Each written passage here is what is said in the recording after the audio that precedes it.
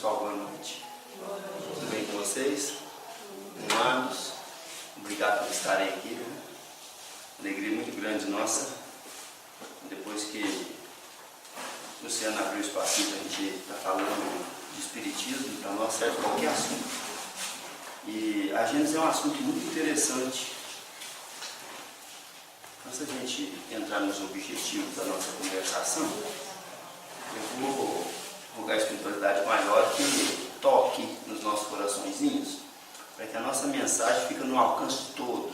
Todos consigam entender a nossa linguagem, as nossas colocações. E qualquer dúvida, pode fazer pergunta, tá? Nós estamos aqui conversando, vamos considerar que é uma conversa.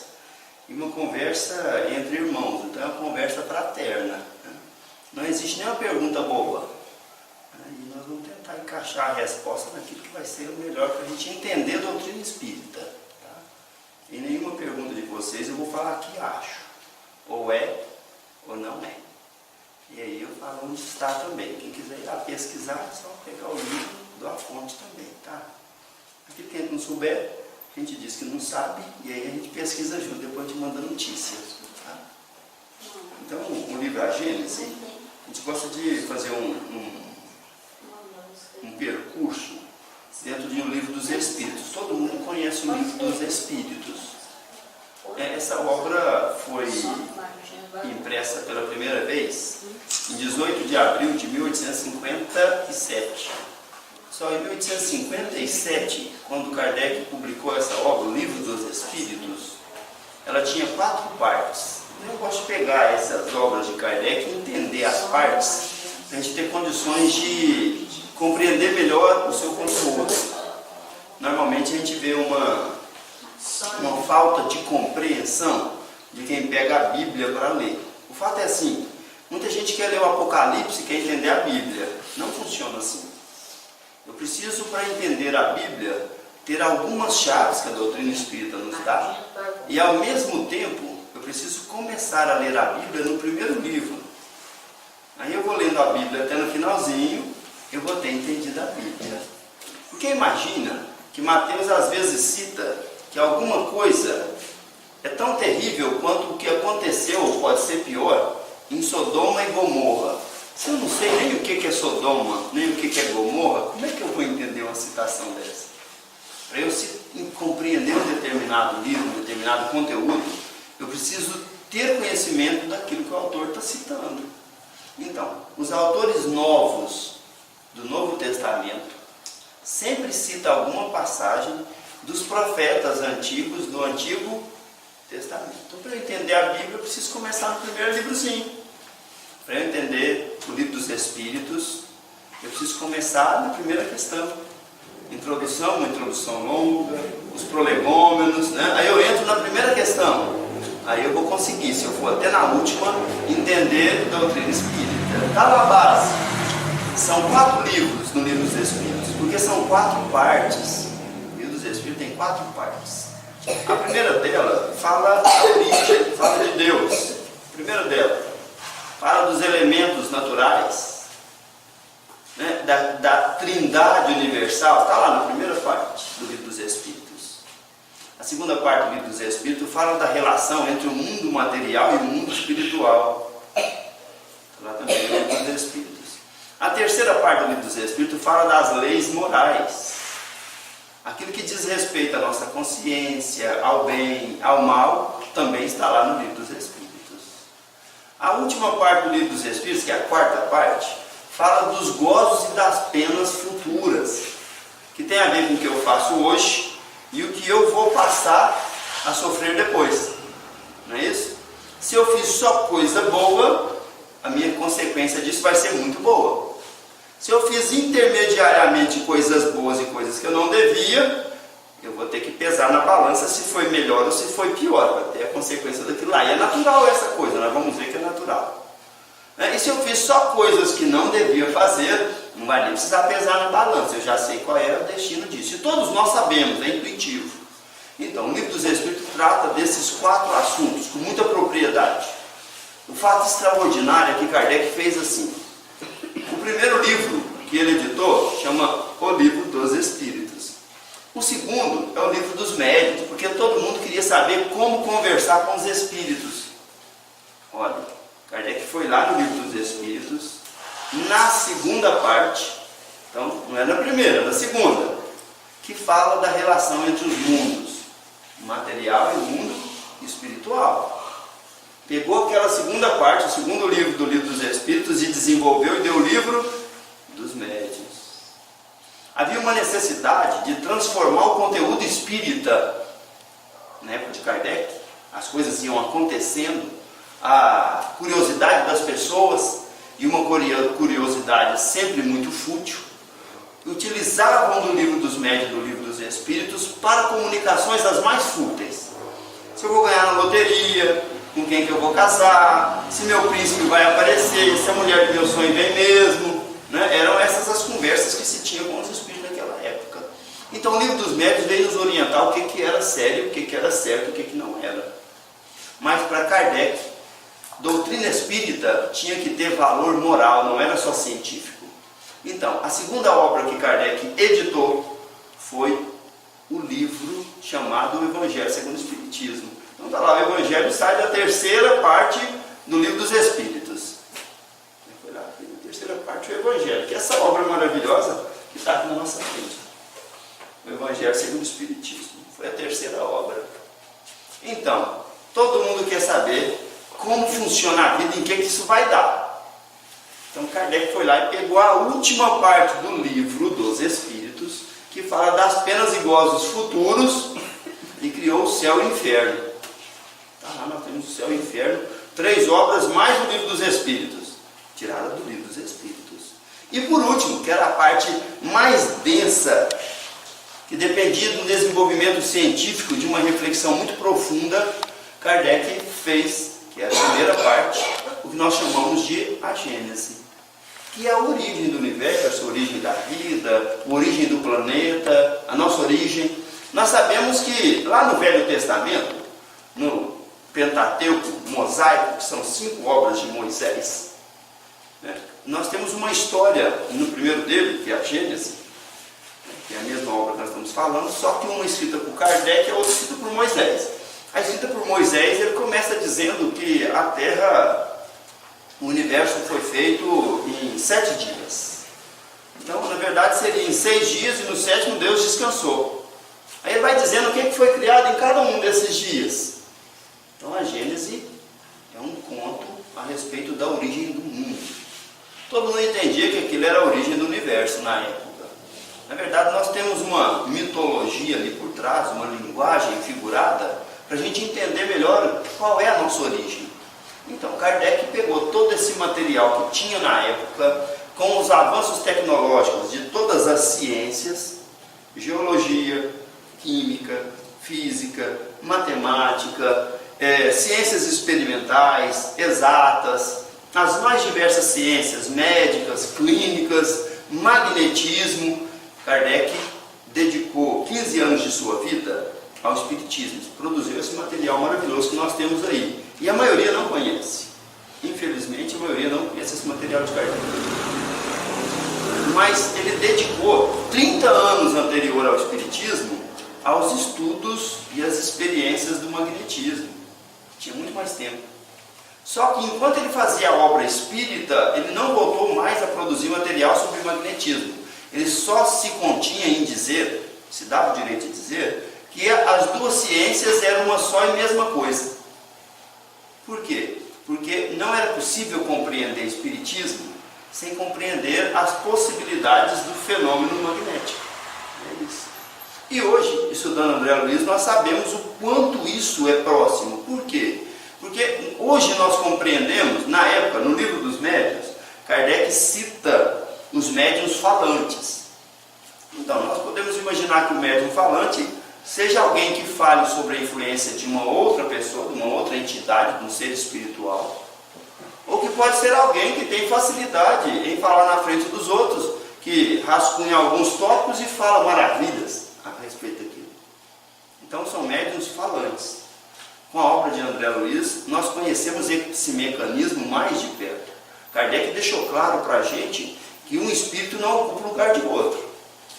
O espírito aproxima, o perispírito daquele espírito dilata, vibra nas mesmas condições do médium que é capaz de perceber aquilo, o perispírito do médium também se dilata, então nas mesmas frequências, a ressonância dessas ondas, e um capta a informação mental do outro. E há uma comunicação que hoje nós chamamos de psicofonia. Na obra de André Luiz tem citação de psicofonia, e na mesma obra de André Luiz, na Desobsessão, tem citação dizendo que é incorporação, para facilitar a compreensão da grande massa deste fenômeno que a gente acaba de descrever, que Kardec, de alguma forma, já havia descrito, com outras expressões. Então, para Kardec era médium falando. Então, a doutrina espírita tem evoluído. Mesmo porque, no livro chamado O que é o Espiritismo, Kardec deixa claro que nunca foi dada a última palavra em Espiritismo. Porque a doutrina foi criada junto com os desenvolvimentos tecnológicos da época. Então, sempre que houver algum avanço, aquele avanço deve ser assumido pela doutrina e revisado sobre a ótica espírita. Então, por que nós estamos dizendo desse elemento? É porque a Gênese é a parte científica da doutrina espírita. A Gênese é a parte científica.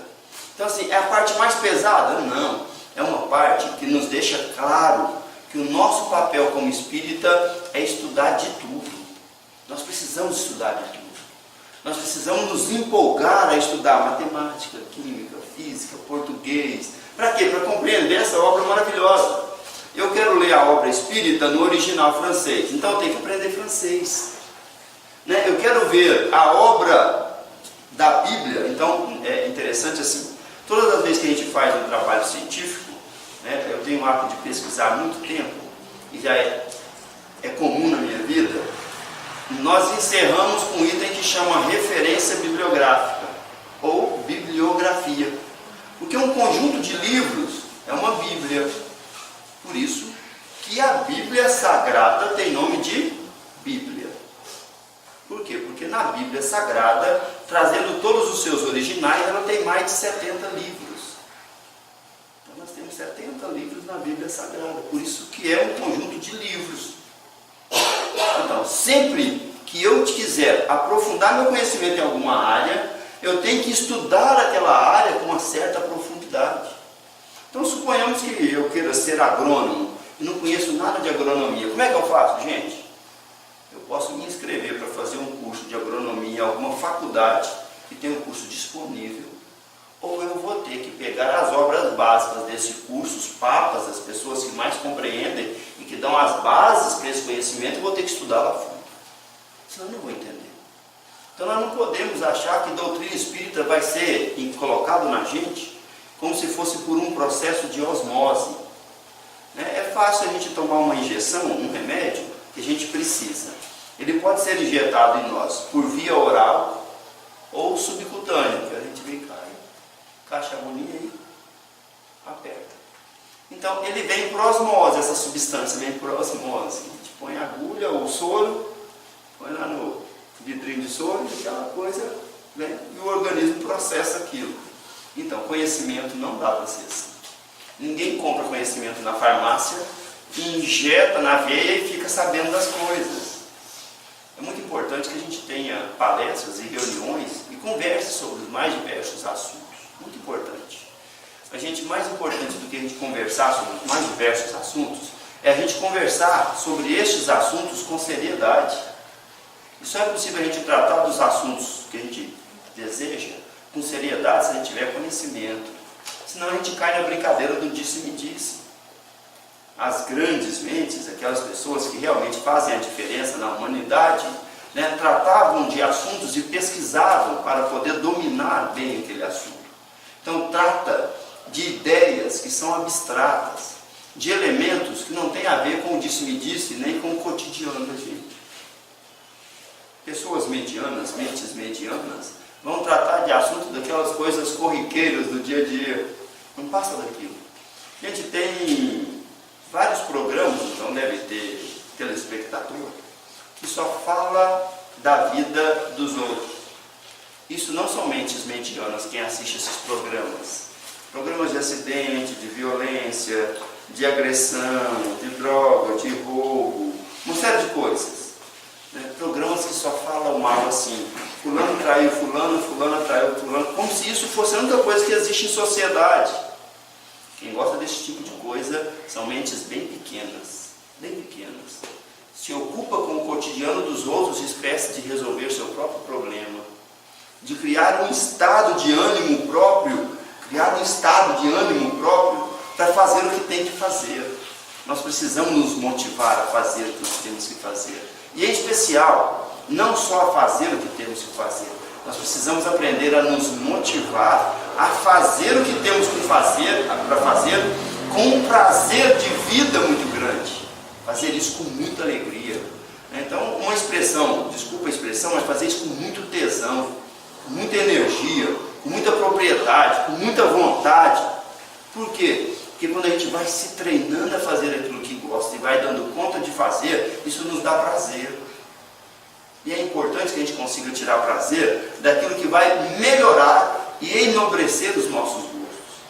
Nós precisamos entender isso na vida. Então, para a gente estudar, eu gostaria de dizer assim, gente, a primeira vez que eu li essa obra, eu estava lá com os meus 14 para 16 anos. Eu já li essa obra algumas vezes. Eu tenho uns 2, 3 livros riscados. Normalmente, quando eu termino de ler um livro todo riscado, eu não leio mais, a não ser que eu esteja procurando alguma citação. Se eu for ler de novo, eu compro outro livro daquele. Aí eu risco outro. Aí as minhas anotações são outras. Porque eu estou mais maduro para ver outras coisas. Eu já tenho outras informações que eu não tinha naquela época. Então, para mim, é uma coisa muito gostosa estar tendo acesso a uma informação que vai me tornar melhor. Não melhor do que os outros. A minha referência não é o outro. Eu tenho muita coisa para corrigir em mim. Eu não tenho tempo para pensar no que os outros têm de negativo.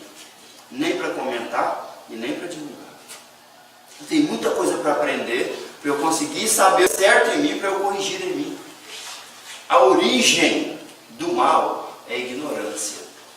Quanto mais eu conheço da lei de Deus, mais eu quero estar de acordo com a lei de Deus. Agora, ninguém sabe qual é o esforço que o outro faz. Eu vou te lembrar disso. Sim. Não dá para criticar o outro.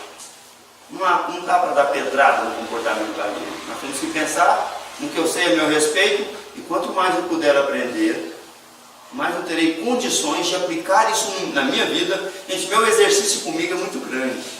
Não tem nada a ver com os outros. Nada. Eu não estou nem um pouco preocupado se o outro está gordo, se está magro, se está careca, se tem caso, se não tem. Não estou preocupado com celular de esposa, nem de criança, nem de filhos, nem com bolsa de ninguém. Isso é o tipo de preocupação que não encaixa em quem se ocupa consigo mesmo. Então, quanto mais eu compreender, então a ciência espírita, ela existe para mostrar que a nossa vida não é essa coisinha minúscula do cotidiano. A nossa vida é de um ser espiritual, herdeiro de Deus, que herdou todos os atributos do Pai, como Criador, como sabedoria, como vida, como saúde, como conhecimento, como a capacidade de percorrer o espaço sem sair do lugar, só com pensamento, de conceber ideias mirabolantes, e de tudo aquilo que nós fixarmos a nossa ideia, nós temos capacidade de atrair. O universo nos percebe como seres perfeitos. Qualquer coisa que eu investir com determinação e quiser com intensidade, vai acontecer. Qualquer coisa. Quem consegue cometer um crime, pensa muito no crime. Se intensifica nesse crime. Vive daquele crime, às vezes não fala com os outros. Mas absorve tanto aquilo até que a coisa aconteça. André, você está falando que Deus então contribui para que os crimes aconteçam? O universo contribui para que nós sejamos vistos como deuses. Nós somos deuses. Então, compreender essa ciência toda faz eu compreender que, como herdeiro de Deus, eu sou um Deus também. E eu posso atuar sobre o universo em qualquer aspecto. Então, se eu quiser pensar em coisas boas, se eu quiser buscar novos conhecimentos, se eu quiser estudar, se eu quiser empreender algo de bom, se eu quiser produzir saúde, eu também posso. possa só pensar intensamente nisso, que o universo me enxerga por um processo de comparação. Tudo aquilo que eu conseguir sentir de bom, o universo vai trazer moléculas atômicas e átomos que vão acionar a matéria ao meu redor e vai produzir essa coisa a meu favor. Assim como tudo aquilo que eu quiser produzir de ruim, o universo vai trazer material daquela natureza ao meu redor. Isso vai ser produzido contra o meu bem-estar. Então, conhecendo a ciência espírita, eu sei que essa totalidade é maravilhosa. E que eu estou no momento, em um lugar, que é o melhor lugar do mundo em que eu poderia estar.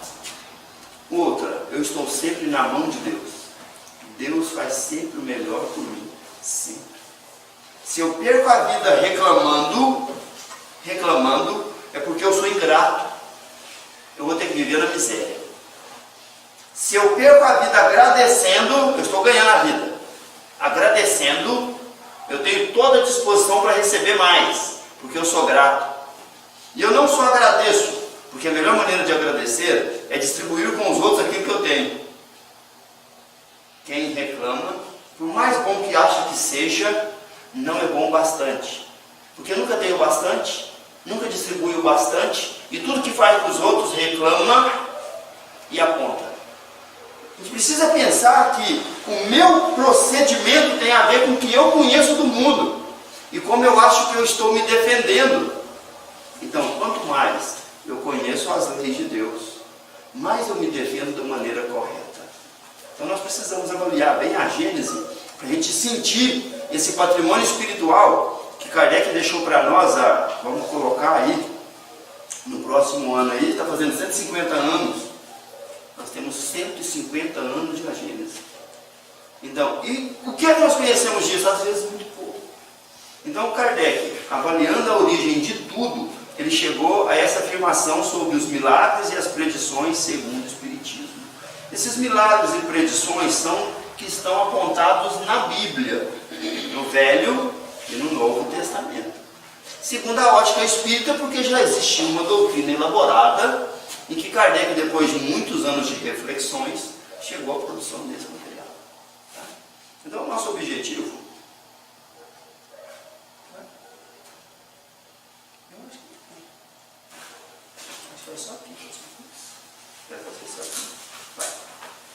é apresentar sumariamente a primeira, a segunda e a terceira partes de A Gênese sobre a diretiva de um tema dominante que seria a ciência da alma.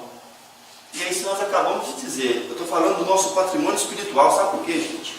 Nós somos filhos de Deus, herdeiros do universo, e o universo nos vê como deuses, capazes de nos atender a tudo que nós desejamos, porque tudo aquilo que pedirdes em meu nome vos será dado. É Jesus essa expressão. Então, se nós pedirmos, nos será dado. Pessoal, tem muita coisa que a gente pede que não é em nome de Jesus, nos é dado também. O que prova que o universo nos vê como seres perfeitos, que devem ser obedecidos e atendidos integralmente. Sabe por quê? É porque é assim que o Pai nos criou, plenos, completos e perfeitos. Quanto à nossa pureza e o nosso aperfeiçoamento, nós vamos nos construir junto com esse momento em que o Pai nos deixa livre para construir a nossa personalidade, onde já temos consciência e livre-arbítrio à nossa disposição, aí é uma tarefa de cada um. Mas o universo continua nos vendo completos, plenos e perfeitos. É bom de lembrar disso. Sempre. Porque a responsabilidade de tudo que acontece na nossa vida, gente, é nossa. Ninguém é culpado, só nós mesmos.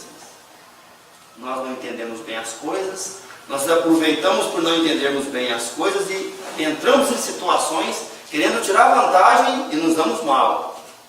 A intenção negativa é nossa, o resultado negativo é nosso, ninguém é culpado por nada que nos aconteça. Ninguém aqui é vítima, ninguém no universo é vítima. O universo só nos traz aquilo que nós apresentamos para ele, por um processo de comparação. Nós só assimilamos em nossa vida aquilo que nós já temos aqui dentro e o universo percebe que nós já temos. Então, todas as vezes que nós vibramos ou pensamos, essa coisa apresenta-se no fluido, juntamente com o fluido universal, com as nossas expressões íntimas, e as moléculas naturais do ambiente em que nós nos encontramos vêm somar esforço naquilo que nós somos. Por isso, que eu gosto sempre de considerar assim, há um ditado que diz que o criminoso sempre volta na cena do crime. Eu gostaria de mudar isso. A relação entre o criminoso e a cena do crime não é de voltar à cena do crime. É a cena do crime é que nunca sai do criminoso. Senão, quando ele já tiver feito na mesma intensidade do crime, um bem em torno de retorno para a própria humanidade. O que é isso? Se eu tinha um sentimento muito negativo, eu tenho que construir um sentimento de mesma proporção, muito positivo, para que eu fique livre daquela faixa de vibração criminosa. Tem a ver que eu devo alguma coisa aos outros? Não tem, gente. Eu não devo nada para ninguém. Eu devo para mim mesmo. O meu aperfeiçoamento é que vai fazer eu atrair pessoas melhores, quando eu me torno melhor. Ah, não gosto do meu marido. Então, foi você que atraiu. Ele é exatamente aquilo que você precisa para se tornar melhor. Quando você se tornar melhor, ou ele se melhora, ou ele vai ser obrigado a sair de você, porque ele não vai te encontrar no meio dos outros. As pessoas que se encontram no meio da multidão são aquelas que vibram na mesma faixa, ressoam uma nas outras e se atraem. Quando eu estou numa faixa diferente, mulher que não está em faixa de que merece apanhar, de que se despreza, não encontra um homem que gosta de bater. Homem que gosta de bater não encontra mulher que se valoriza, que se preza, que se gosta, que se cuida. Homem que gosta de bater encontra mulher que gosta de apanhar. Ainda que ela diga que não gosta, ela está numa faixa em que ela acredita que merece apanhar. É uma coisa natural. Ninguém é culpado por nada. É bom a gente ouvir isso, porque a gente precisa entender que o perdão não socorre o outro. O perdão é uma asepsia da alma. Socorre a mim mesmo. Sou eu que me torno melhor com o perdão, não é o outro. Sou eu. Então, essas coisas nós vamos perceber aqui cientificamente. Pessoal, na introdução do frontispícios da Gênesis, na primeira, segunda até a terceira edição, e tem algumas outras que ainda traz, tem essa passagem: por mim mesmo juro, disse o Senhor Deus, que não quero a morte do ímpio, senão que ele se converta, que deixe o mau caminho e que viva. Está em Ezequiel, no capítulo 33, no versículo 11. Então, quanto mais o ímpio é o ignorante, quanto mais os filhos de Deus conhecerem das leis de Deus, mais facilmente viverão. Vão sair do mau caminho e vão viver segundo as leis de Deus, cheio de abundância e cheio de prosperidade. A Gênesis traz o seguinte aspecto: os milagres e as predições segundo o Espiritismo. A doutrina espírita há resultado do ensino coletivo e concordante dos espíritos. A ciência é chamada a constituir a Gênesis de acordo com as leis da natureza. Deus prova a sua grandeza e seu poder pela imutabilidade das leis, das suas leis, e não pela abrogação delas. As pessoas acreditavam que os milagres...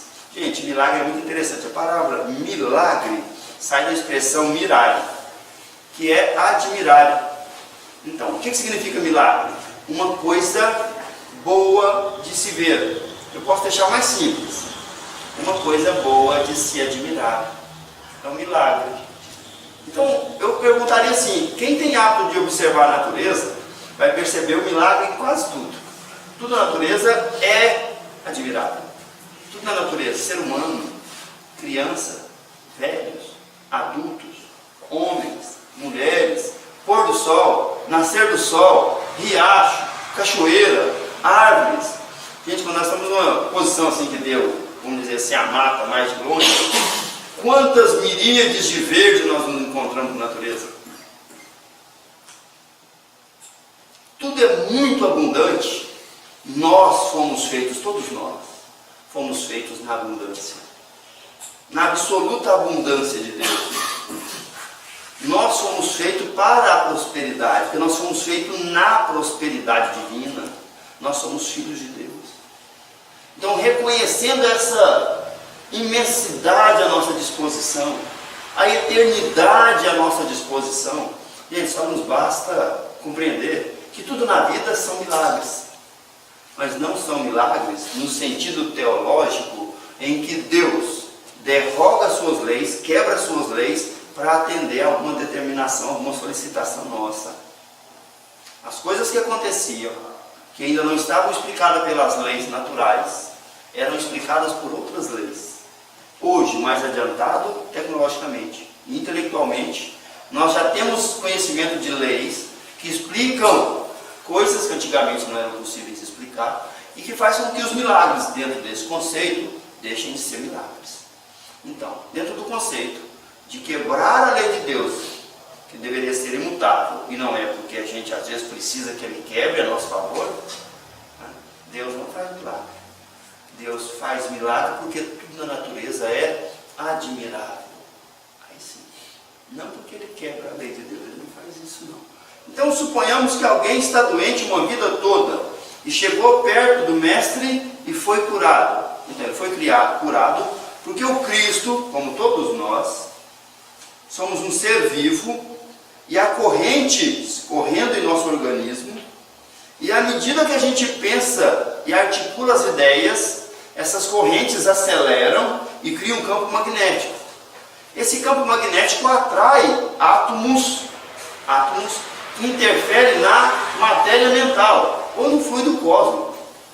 Interferem nessa substância que se mistura e atrai um átomo que atinge o plano material da vida. Para as pessoas de muita espiritualidade, esse campo magnético é muito amplo. Quanto maior a espiritualidade da pessoa, maior o seu campo magnético. Se alguém chega num campo magnético onde há muita saúde, muita prosperidade, muita espiritualidade, muita abundância, muito equilíbrio, muita ordem, e ela tem um campo magnético pequeno e doentio, mas deseja muito se curar, dentro daquele campo magnético onde tem todos os elementos atômicos e subatômicos trabalhando pela saúde e pelo bem-estar, basta ela chegar com a vontade de se curar e ela vai ser invadida por esses elementos ao seu redor, que vão retificar o corpo físico. Se é cega, volta a enxergar. Se tem um membro seco, esse membro volta a se encher de musculatura viva e forte. Se está atrofiado, volta a andar. Se tem hemorragia há 12 anos, cessa a hemorragia. Se tem problema de lepra, limpa-se as feridas. Se tem problema de câncer, elimina o câncer. Então, o ambiente de cura daqueles que têm espiritualidade elevada é muito amplo. Sabe por quê? Não pensam em coisas fúteis do cotidiano, nem se embaraçam em conflitos inúteis.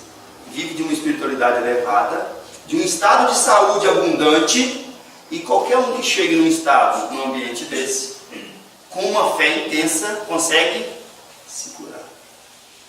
Então, na Gênesis explica isso com a maior facilidade do mundo. Nós vamos ver esse processo. Então, por que nós estamos dizendo isso? Porque nós vamos entender isso agora mais detidamente.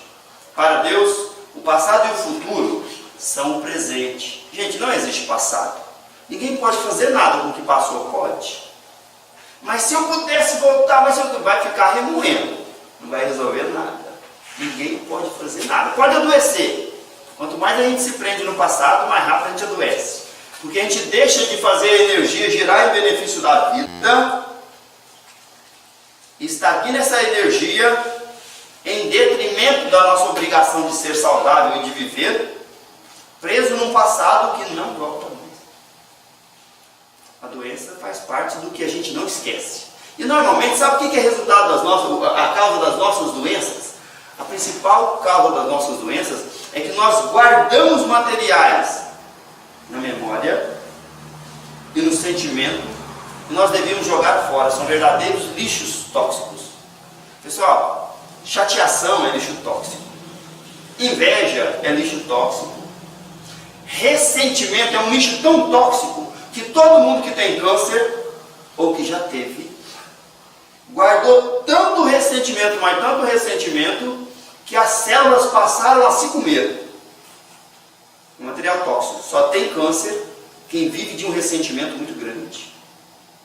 E às vezes a pessoa faz 1 milhão de caridade, 1 milhão de bem para todo mundo, cuida do mundo inteiro, da família inteira, mas se prendeu em alguma coisa que não deveria. Guardou dentro de si uma bomba atômica de ácidos, substâncias químicas que deterioram o organismo. E uma hora ela explode. É o câncer. Então, aquilo que a gente deve jogar fora, joga mesmo. Não guarde não, porque vai trazer doenças. E as mais sérias, Pessoal, nós temos problemas seríssimos de urina, de bexiga, de rim, porque às vezes aquilo que nós deveríamos fazer pelos outros, a gente não está fazendo. Nós deveríamos desapegar, cuidar de um bom sentimento e ter um bom sentimento pela vida, e a gente está apegado no outro. Às vezes a gente tem postura para castigar o outro, postura com a gente, que castiga o outro. Gente, isso é um absurdo na nossa vida. Nós não temos nada a ver com o outro. A gente precisa se amar mais.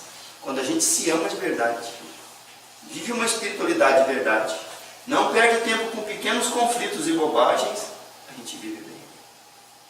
Então, isso é, eu estou fazendo com que um fluido cósmico ao meu redor traga saúde e bem-estar. Então, estou vivendo bem.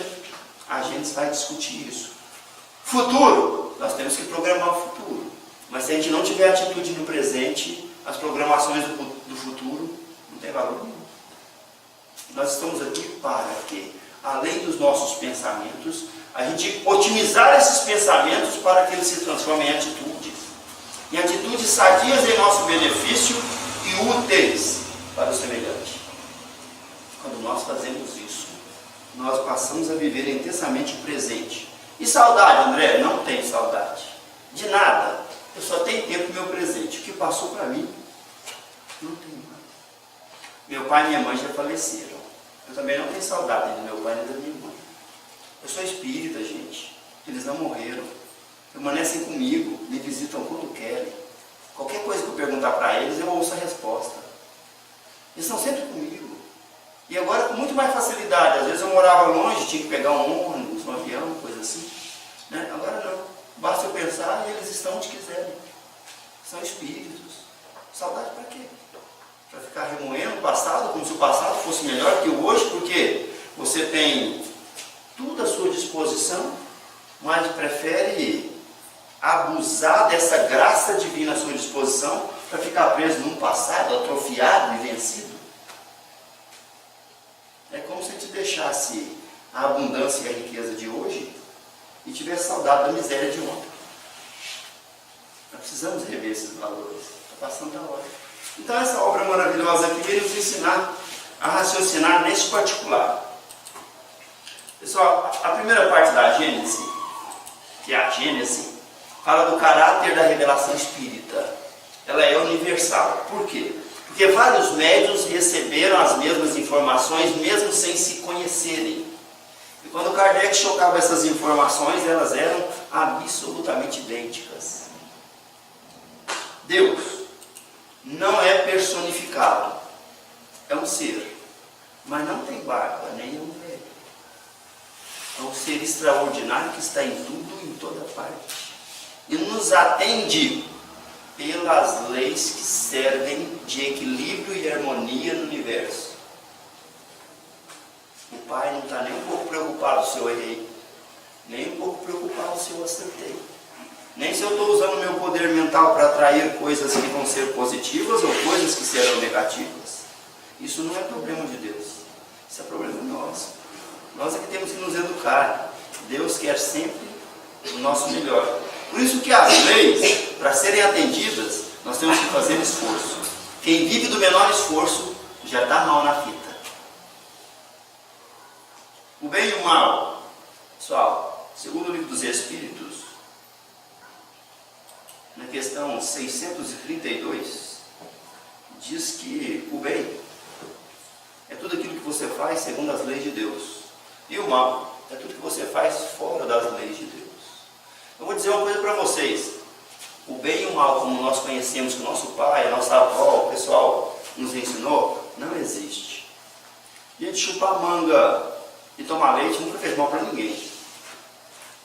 É que o pessoal não tinha muita coisa para impor sua autoridade, criava a historinha da carochinha, mentiras.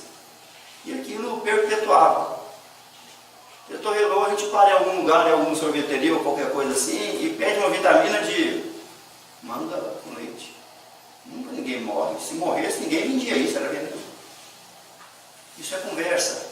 Da mesma forma que é conversa, o diabo, o capeta, conversa, isso não existe. Não existe uma força de antagonismo à força do bem. No universo, gente, só existe o bem. O resultado mal das nossas ações é escolha nossa. No universo só existe o bem. Então assim, para a criancinha não sair da cama, não fala para ela que vai, se ela sair da cama, o bicho papão vai aparecer, que nem tem bicho papão, né? Nem sai do armário essas coisas. Essas historinhas para passar medo, que chama pedagogia do terror, é o maior absurdo da nossa inteligência. Isso nunca funcionou. Quando as pessoas que eram proibidas, ou que se sentiam obrigadas a não fazer certas coisas que queriam, porque acreditavam nelas, quando elas param de acreditar, fazem o que não deviam. É preferível a gente ser inteligente e ensinar com inteligência. A vida é para isso. Então, o bem e o mal naquele processo não existe. Esse bem e o mal que nós estamos discutindo tem relação com a lei de Deus. O papel da ciência na gênese: provar se tal coisa existe ou não existe. Se aquilo era real ou não era real. Na época de Kardec já existia a antropologia e a geologia. São ciências que estudam as camadas do solo e que diz quantos anos tem a formação de cada camada. E que pelo número de camadas naquele ambiente se sabe quais foram as revoluções ou as evoluções da superfície planetária naquele local. Então essas ciências dizem que os primeiros fósseis, até pouco tempo, a descoberta era de 2,4 milhões de anos. Fizeram um teste com outro fóssil que descobriram aí a coisa de uns 2 anos aproximadamente, que nós temos o primeiro fóssil mais antigo agora, são 2,8 milhões de anos. Se nós considerarmos a última descoberta desses fósseis, nós, cada um de nós, já reencarnamos aqui na Terra 28 mil vezes, no mínimo. 28 mil vezes. Quantas mães eu devo ter tido? Se não foi o mesmo espírito, 28 mil mães. Quantos filhos eu devo ter tido? Se não foi o mesmo espírito, 28 mil filhos, só do mesmo cara. Se eu tiver mais de 10 filhos numa encarnação, então... Gente, nós somos muito amplos. A nossa vida não é essa coisinha que a gente está achando que é, sofrendo por ela. Nós temos muito mais à nossa disposição, nós somos deuses. Esses cálculos precisam fazer parte da nossa vida para a gente despertar a inteligência para o que nós somos. Nós somos seres espirituais, vivendo uma experiência no corpo. Nós não somos um homem que tem espírito. Nós somos um espírito que tem um corpo. E que constitui o ser humano em sociedade, porque nós estamos encarnados. E que desencarnado nós temos uma expansão muito maior para fazer tudo que a gente queira. Mas que o universo nos atende imediatamente a qualquer impulso mental nosso. Se a gente firmar aquilo, ele vai. Então é isso que nós somos. Então há sistemas antigos. Vocês já devem ter ouvido a expressão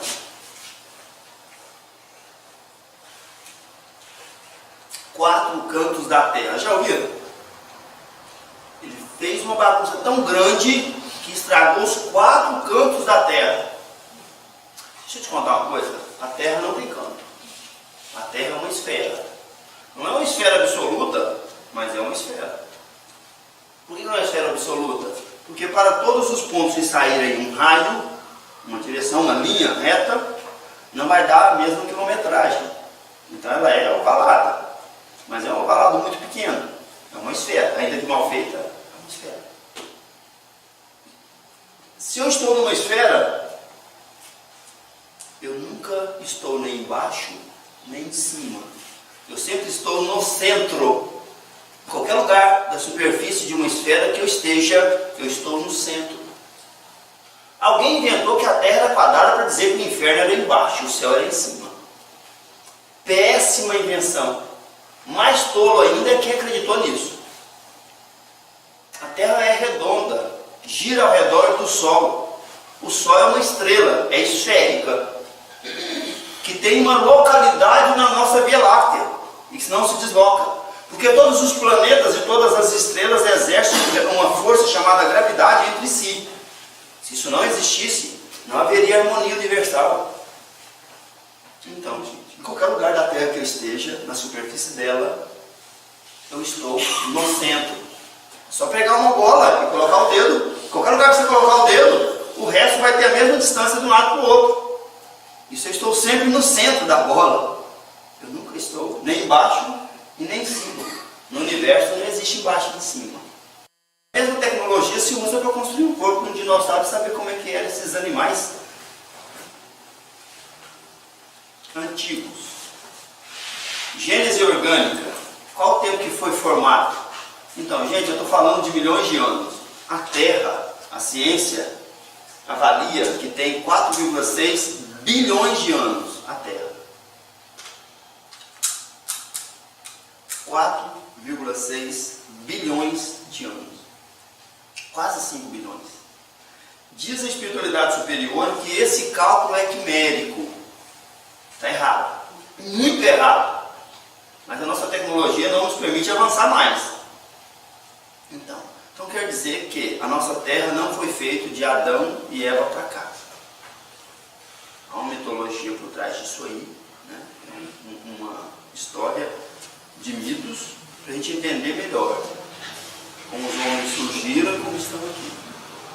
Viemos do pó porque houve uma evolução de várias espécies até que chegássemos nos nossos ancestrais primatas e eles evoluíssem em função do uso e da inteligência até ter condições de um determinado lugar, né? Orangotango continuar orangotango e surgiu o primeiro hominídeo, ou seja, que não era mais estrutura de primata, mas também não era um homem. Então, nesse período dos primeiros hominídeos, a nossa ciência calcula que nós já estamos aqui há 2,8 milhões de anos. O que pressupõe que eu ou qualquer um de vocês já nasceram no mínimo 28 mil vezes só na Terra. Tá? Quem é espírita tem um estado intelectual diferente para esse raciocínio. O que pressupõe que não é filho da Terra, vem de outros planetas. E por que veio de outros planetas? Porque lá nos outros planetas nós estávamos atrapalhando a evolução do planeta.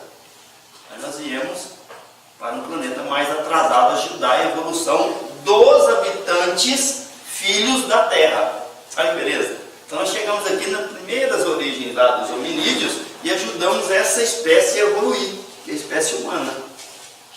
Só que lá nesse outro planeta a tecnologia estava muito avançada do que está hoje para nós. Isso muitas vezes há uma certa melancolia de alguma coisa que a gente nem sabe o que é. Por quê? Porque lá, gente, vou falar de holograma. O que é holograma? Eu tenho um tablet, que eu não preciso teclar no touchscreen dele, na tela dele. Esse tablet funciona assim. Eu só faço de conta, trago a imagem para cá, abro janela, invado qualquer espaço, abro de novo. Todo mundo aqui já assistiu o Homem de Ferro, não já?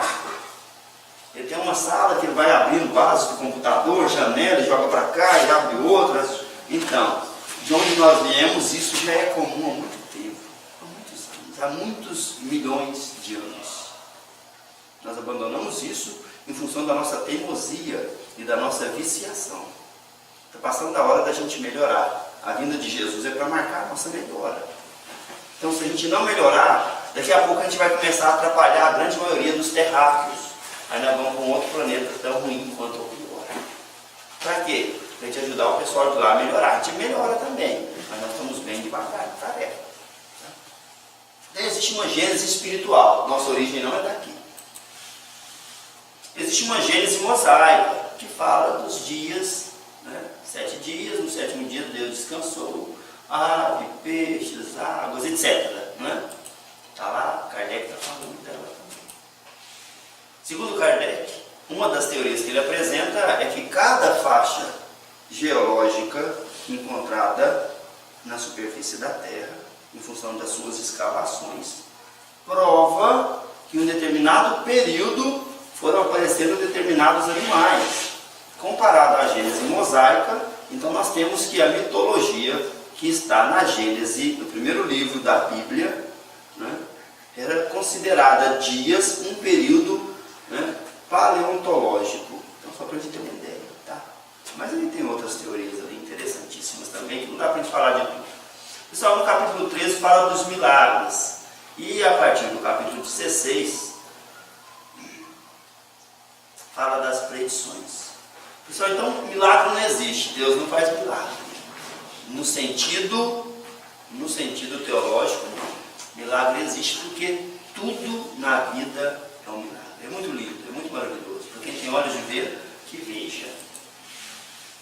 Os fluidos, pessoal, existe um fluido cósmico universal e nós vivemos nesse fluido cósmico universal que está à toda a nossa disposição e atraído segundo o nosso pensamento, assim como os peixes vivem na água, imersos na água. Nós vivemos no universo. Está tudo à nossa disposição. Tudo.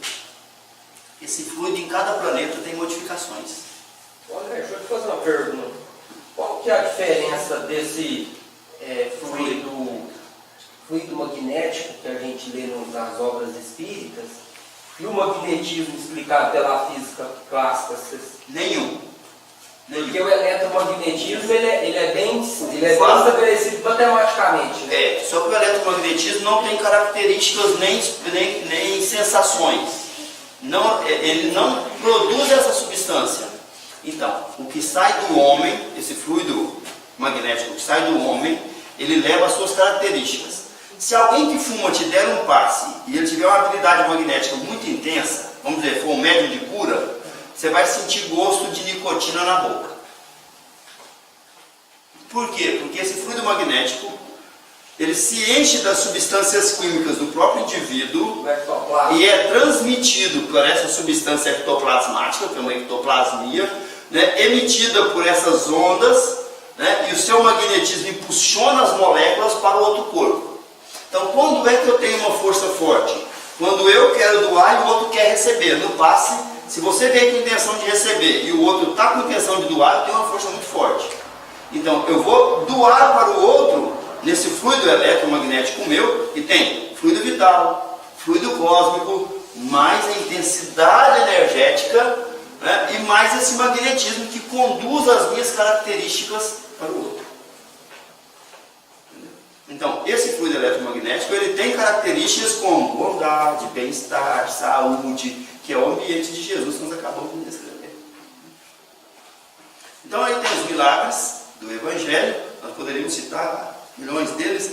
Isso é tão comum que eu quero citar a da hemorroíça.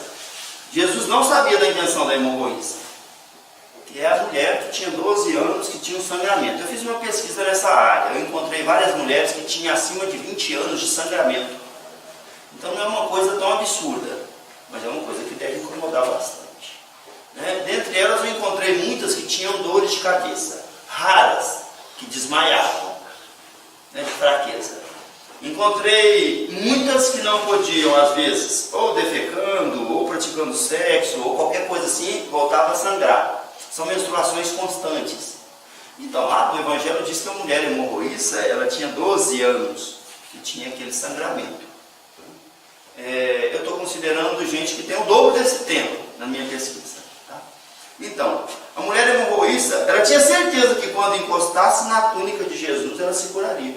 Ela tinha certeza, essa confiança era absoluta. Então ela não se sentia mais doente. Tanto é que quando ela veio por trás, tocou na túnica dele, ela foi curada. Ele não sabia quem era, mas ela sabia o que queria. Como ele tinha esse material magnético disponível e esse fluido salutar, em função da bondade e da espiritualidade dele, bastou que ela quisesse. Então existem duas maneiras de se doar e de se receber o fluido do outro, e que se vitaliza mesmo. É como se eu fosse uma bomba que puxasse. Quando eu quero tirar a água do poço e jogar lá na caixa d'água, eu ponho uma bomba lá, não põe? Ela funciona e joga lá em cima, 8 metros acima, 16 metros acima, Não é assim? Então eu tenho uma bomba que suga. A mulher foi essa bomba que sugou o fluido do Cristo sem que ele nem percebesse a presença dela. Quando o Cristo perguntava, o que queres que eu faça? Que ele ia curar o outro, Jesus era a bomba que injetava, porque ele tinha intenção de curar. Então esse é o fluido que nós estamos falando. Na Bíblia descreve que o Cristo se incomodou com a situação, lógico, porque ele sentiu que dele saiu virtude. Então vamos lembrarmos disso. O que nós consideramos de fluidos, lá naquele antigo texto, nós está considerando virtudes. Porque havia qualidade espiritual que curava os outros. No 15, teoria da presciência. Pessoal, por que eu descubro as coisas com antecedência? Porque eu, estando melhor espiritualmente, vivo na faixa mental dos que estão melhores encarnados e dos que estão melhores desencarnados. E há planos de evolução na espiritualidade, tudo é programado, viu gente? Não sai nada do eixo não, tudo é programado. E a gente vai se encaixando nesse plano de organização. Quem tem um estado espiritual elevado, percebe essas ideias, então percebe as coisas antes que aconteça. É premonição, intuição, né, inspiração, presciência, é a expressão que Kardec utilizou. Ati, meu tempo passou. Meu tempo encerrou. Então assim, predições segundo o Evangelho. Então ele fala da teoria da presciência para falar das predições do Evangelho.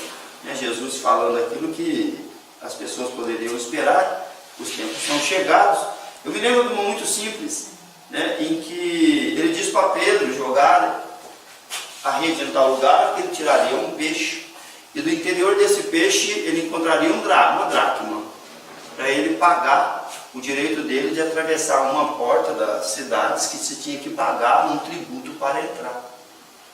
Então o Pedro vai lá e joga a rede, pega aquele peixe, abre o peixe e realmente tinha uma moeda no interior daquele peixe.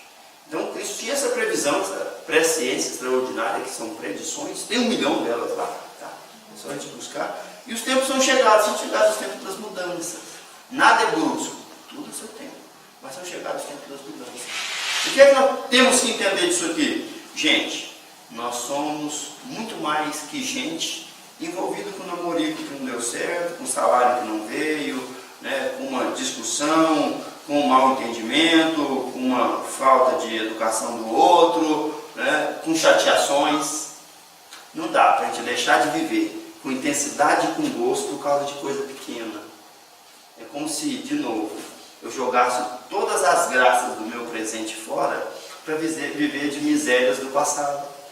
Tem gente que decide dar valor às chateações e passar a vida de cara feia reclamando de tudo.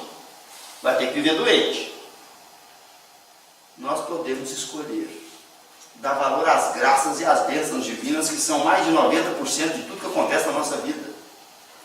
E viver de uma saúde, de uma abundância e de uma disposição extraordinária. Nós é que vamos escolher se vamos viver de miséria e de doenças, ou se vamos viver de saúde e de bem-estar. Como filhos de Deus, ou como porcos no chiqueiro. Porque a gente quer